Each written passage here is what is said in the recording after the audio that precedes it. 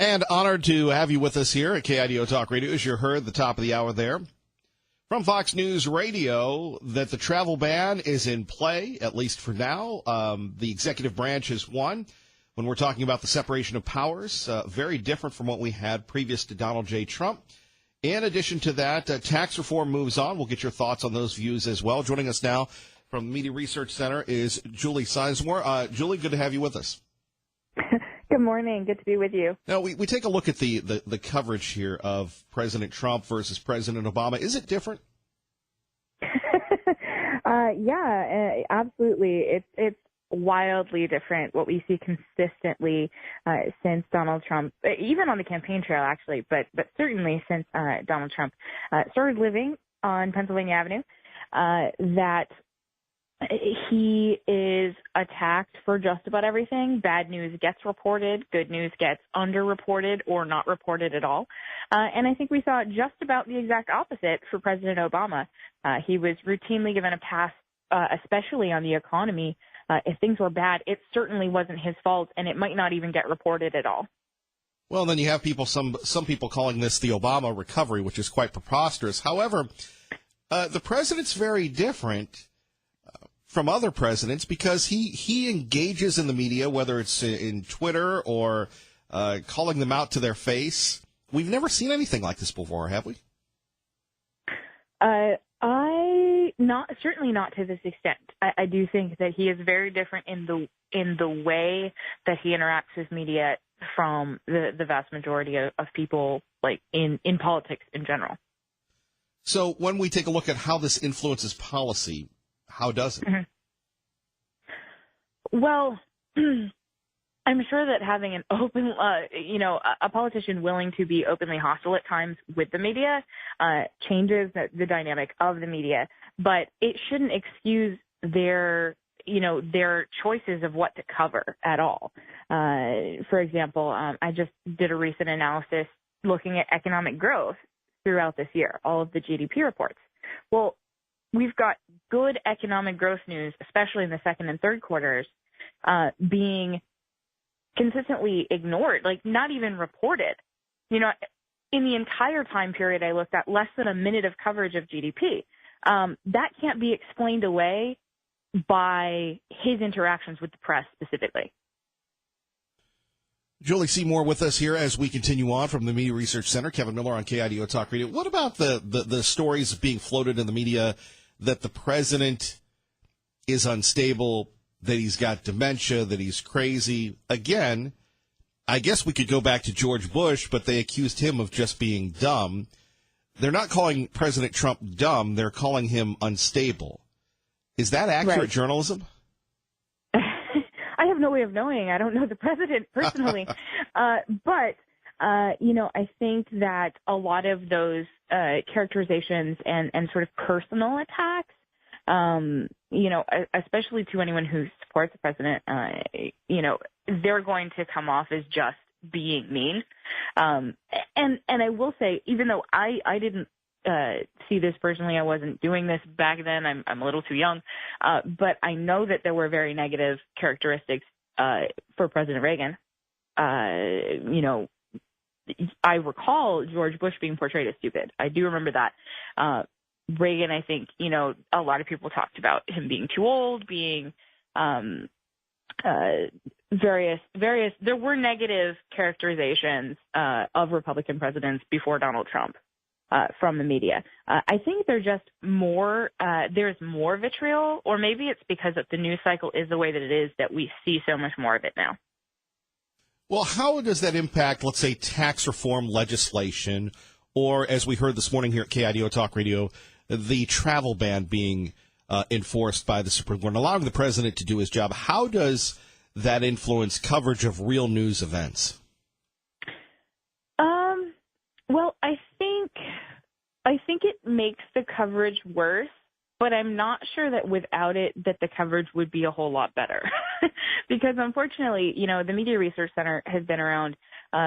Fortunately, we've been around a long time, but unfortunately, what we've seen throughout, I've been here more than 10 years, and before that, my colleagues were doing this work. Tax reform, for example. Liberals don't like tax cuts. They especially don't like tax cuts for anyone but the poor or the middle class. So any talk of a bill that's going to cut taxes, and don't even dare talk about corporate tax cuts to the liberal to the liberal press.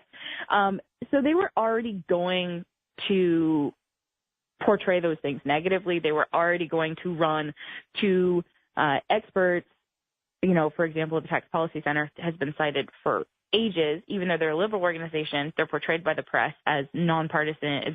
They're constantly labeled nonpartisan in order to make it seem like they are an unbiased source, and then they are used to attack tax reform or tax cut bills. Well, Julie, we appreciate it, and anything else we can do for you this morning? It's a little chilly in Idaho. I don't know what it is in Virginia there. You know, it is chilly here, but not as chilly as you guys have it. So I'm just going to be thankful I'm in Virginia right now. And I will say, if people are interested in learning more about this and any of these subjects, please visit newsbusters.org. That is our website, and you can find so much about what the liberal media are getting wrong. Well, we love Newsbusters, and great compilation last week on Matt Lauer. Yes, thank you. Take care. Thank you. Have a good one. All right. We appreciate Julie joining us. Top stories here at KIDO Talk Radio. Tax reform legislation moving along. The Senate and the House will get together. Of course, Nancy Pelosi's upset. We'll give you the details on why.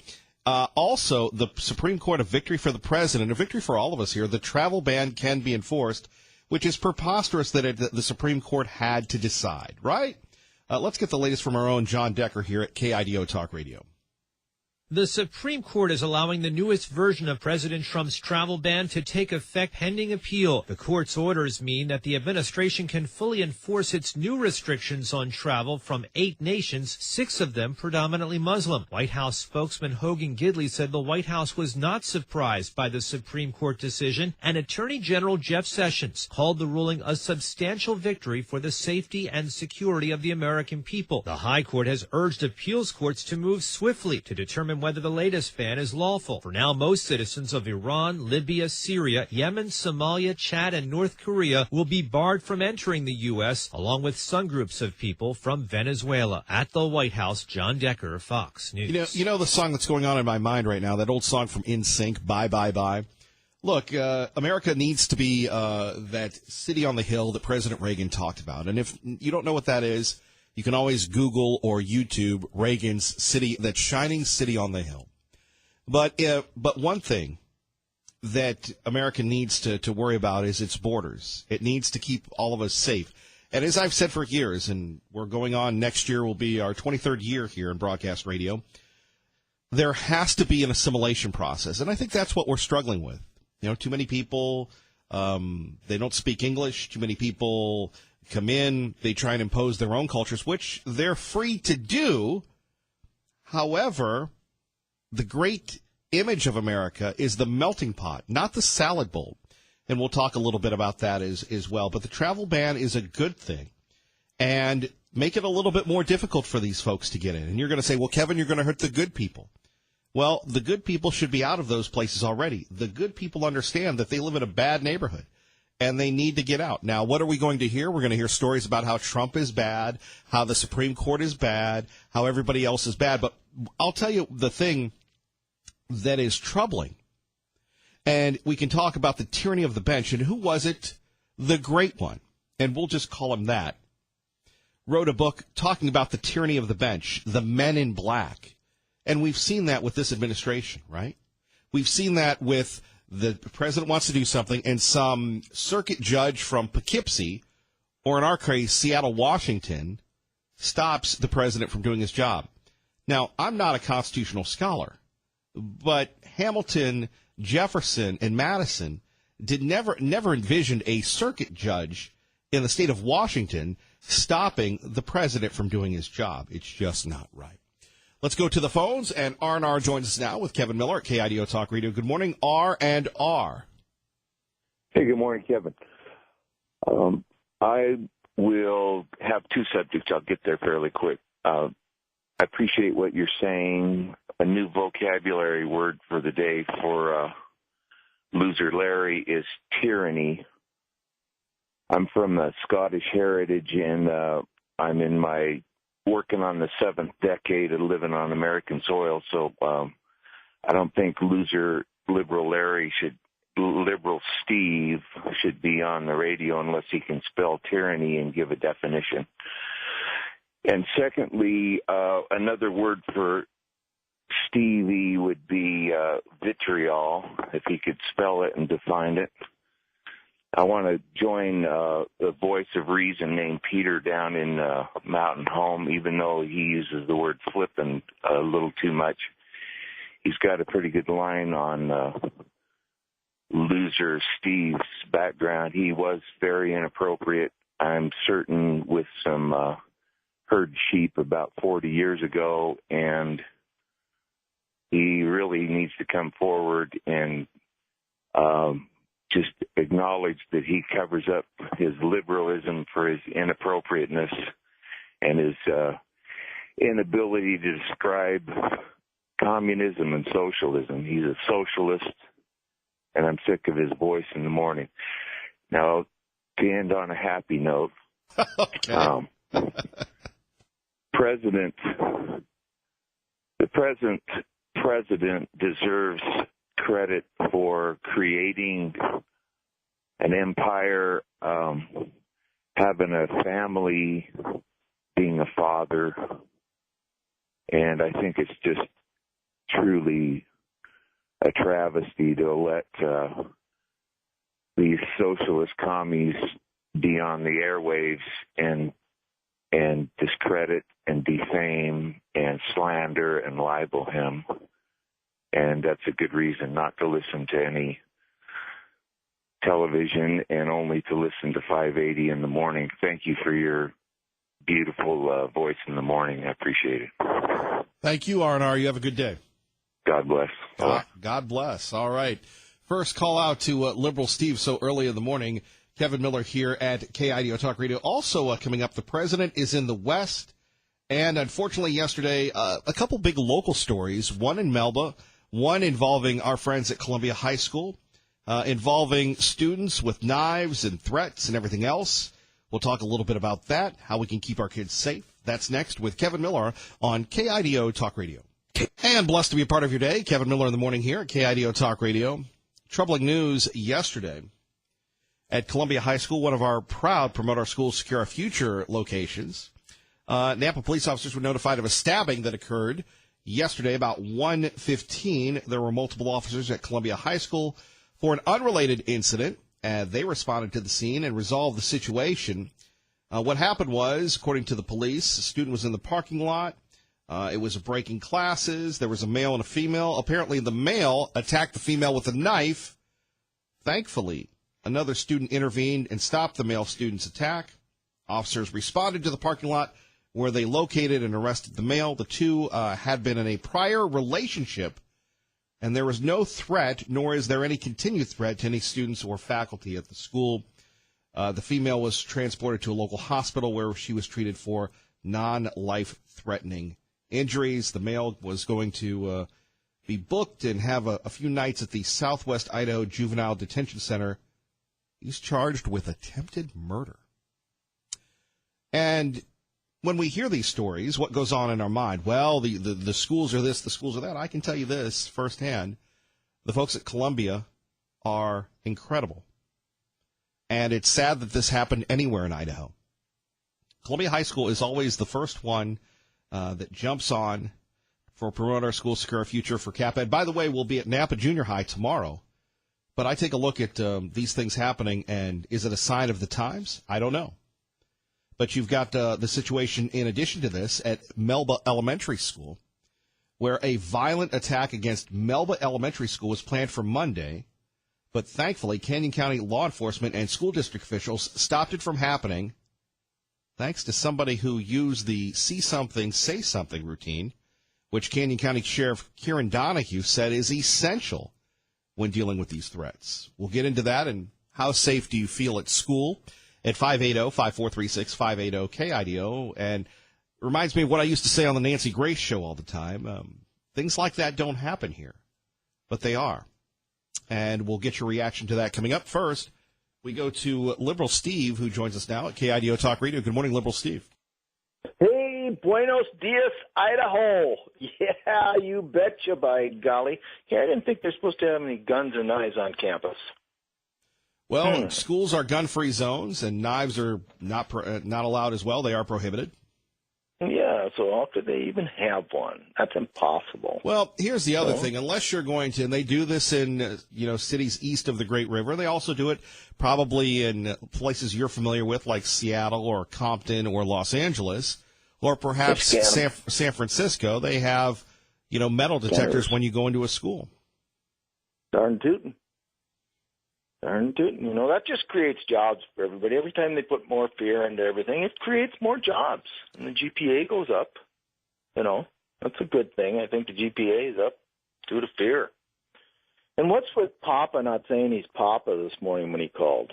I mean, everybody knew it was Papa. He must have been having a temporarily sober moment. And if he wants to talk about communism, we have high schools and buildings all over the state of Idaho named after the Lion of the Senate, Bora. And he was biggest from Missouri and ended up in Idaho, and he was so good they got statues all over, and oh my God. And he was a big communist fan. Well, before we get rolling here, let's go back to this situation where we're talking about schools and school safety. And is this something that we should be concerned about? Well, yes, you should always be concerned about school safety, but you're not going to be able to stop everything. It's just like a cannonball effect, Seize it, want to do it. Seize it, want to do it. And there's, so many, that's bad years, high school. Men or boys. Are you awake? I'm wide awake, but it's bad years because of all the hormone stuff that's going on. Okay. And then they're bombarded with the media and movies and games and everything, and right. Drop some psychotic drugs with that, and anything can happen. So, yeah, I'm just explaining you're never going to stop it. How are you going to stop it, Kevin? Fair enough. We appreciate it. Yeah, you stay fired we up. Appreciate you wake up. Yeah, Thanks, I Papa. Thank you, Liberal Steve. Traffic and weather together, KIDO Talk Radio. And Kevin Miller in the morning here, getting back to school safety as we get ready for the Christmas break. It's not the holiday break. It's not holiday music. It's Christmas music, right? We've got to keep that alive, and as long as we're here continuing the flame, we're going to do that. And I believe I met a young lady by the name of Mary yesterday. I believe that's her name. She works at Ed's 50s Cafe, loves the program, and we appreciate her listening to the show, and a little shout out to her this morning. But back to this situation. Now you've got people in Melba that are a little upset saying, well, if there was a threat that was imminent, they should have known about it. Well, unfortunately, you're right, but that really isn't how law enforcement works. And I'm sure if I'm incorrect, somebody from law enforcement will correct me on this, but that's not really how it works when you're sitting there and trying to determine a threat, because every time there's a threat, people would want to know, and then all of a sudden, when they do want to know, then they pull their kids out of school and everything else, and then we have other situations.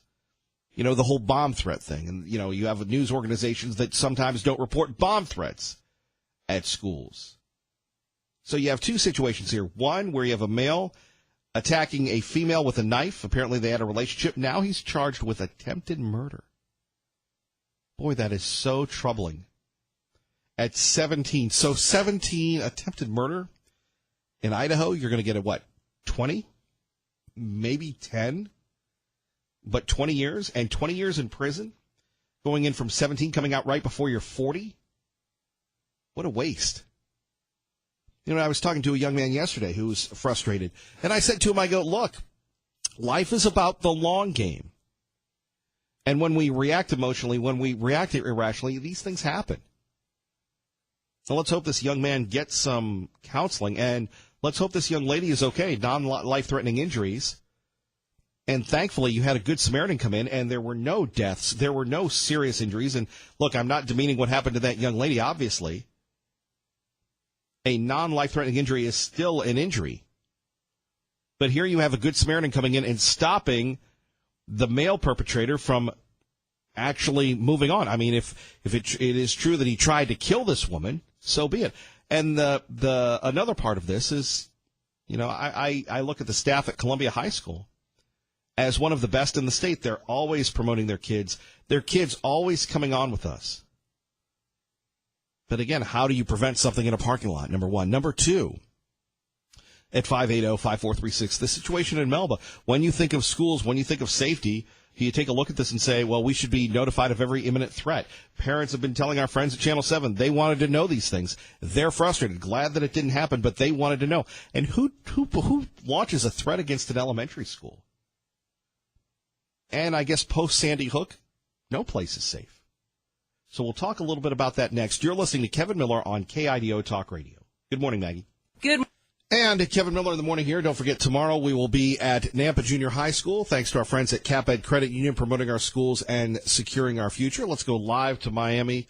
I would assume, considerably warmer than it is here in the Treasure Valley, currently 22 degrees. Eben Brown joins us from Fox News Radio on KIDO Talk Radio. Eben, good morning. Good morning. We're also at 22 degrees, plus 60. Well, I guess better you than me. Yeah. Well, it's nice and warm here. Eben, let's talk a little bit about something that is warm, that is overheating, and that is we're a week away from whether or not Judge Moore will be Senator Moore. Well, that is true. About a week away. I think it's the 12th is the election day in Alabama for this special Senate election. Now, just for the quick history lesson, this is for the seat that was once occupied by Jeff Sessions. And when it was vacated by Jeff Sessions, when he became Attorney General, the governor of Alabama appointed a man named Luther Strange to fill that seat, which the governors can do when there's an open Senate seat. Luther Strange was then wanting to run for the seat himself, to actually have it as an elected senator, as an appointed senator. And he did not win the primary. He lost to Roy Moore. And President Trump never really warmed to Roy Moore. He was actually a supporter of Luther Strange. And even though saying, well, I'll support the nominee, the president never really warmed up to Roy Moore. And then all these scandals broke, and these claims of Roy Moore seeking sex from underage females decades ago. But not until yesterday did a real ringing endorsement from the president come for Roy Moore. And following that, an endorsement from the Republican National Committee, which had also walked back any previous support that it had given him, but it's come out again saying it's time to elect Roy Moore.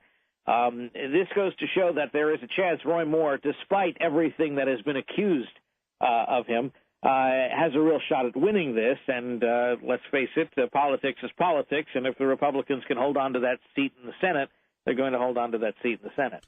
Eben, as a Southerner, Alabama is unique to all Southern states, and you could only say a candidate like Judge Moore in a state like Alabama, although there isn't one that really comes close, could stand up to the Republican National Committee, the establishment, all these stories, and still possibly win.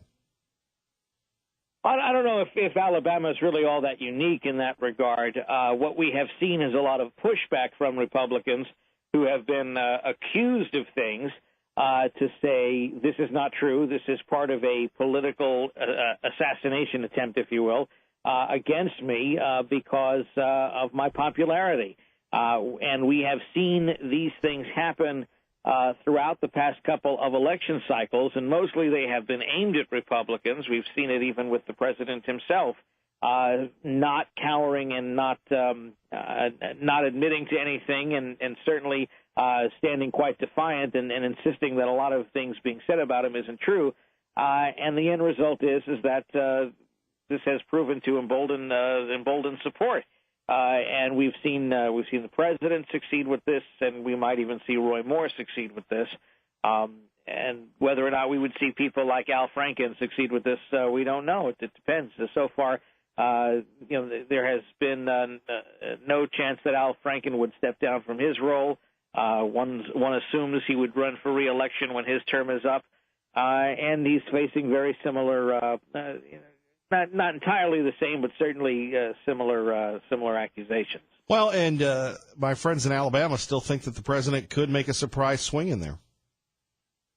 Well, the president is actually stopping in Pensacola on Friday, which is not quite Alabama. It's about 45-minute drive away from Mobile, but it's in Pensacola, Florida, and the president will be there for a rally. We would suspect that Roy Moore might be there as well, and the president is also due to make some other stops, I think, over the weekend too. So we'll see where exactly he ends up. Well, Utah yesterday. Who knows this weekend? Eben, thank you very much. You got it. Eben Brown joining us from Fox News Radio exclusively on your home for Fox News Radio in the Treasure Valley, KIDO Talk Radio. And the point, and this is what I love about Eben Brown and others, is we don't necessarily agree on stuff. But the point I was making is Alabama, the most socially conservative state ever. And it wouldn't work in Mississippi. It wouldn't work in Idaho, where you have everybody denouncing Roy Moore. But Roy Moore has been a champion of social conservatism for years. We go back to the Ten Commandments controversy here in the City of Trees. Well, you remember 20 years ago, and if you don't, Roy Moore became very famous, Judge Moore, when he had the Ten Commandments plaque in his courtroom. He refused to take it down. He stood up to everybody. He lost his seat. He got it back. He's run for governor before. The situation is very unique, and he couldn't be where he is in another state. So we'll see how. I know a lot of people here support Judge Moore, and it amazes me the story that really shouldn't get a lot of attention. I mean, when Thad Cochran won again in Mississippi, we really didn't talk about it, but this Judge Moore thing does get a lot of attention. I know our great friend Sean Hannity has talked about it every afternoon here. By the way, I was listening to Sean yesterday talking about this FBI agent and how he was doing these anti-Trump texting.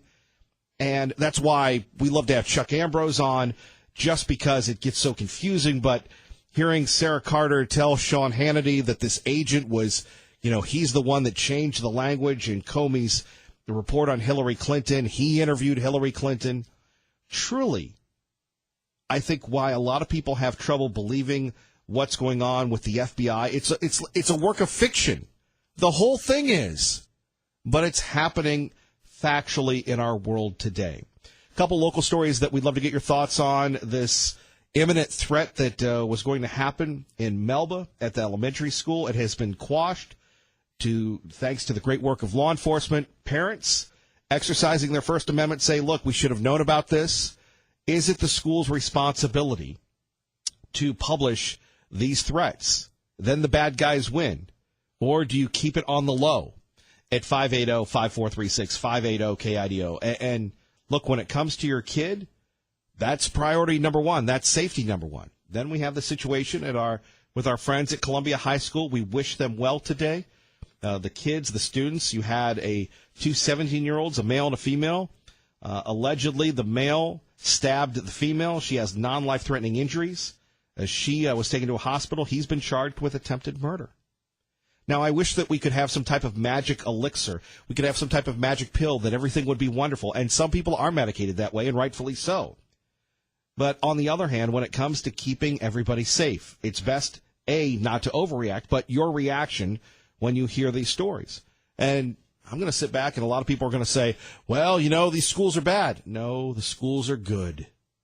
There are good people that do good work. And just like a lot of places, it's sometimes your work can be incredibly frustrating. Now, I don't have that problem here. This is a wonderful place to work.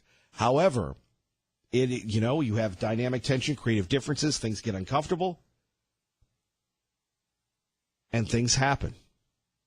Can you prevent everything? No. But as Sheriff Donahue said in his press conference yesterday, talking about the Melba situation, folks, if you see something, say something. That's really what it comes down to.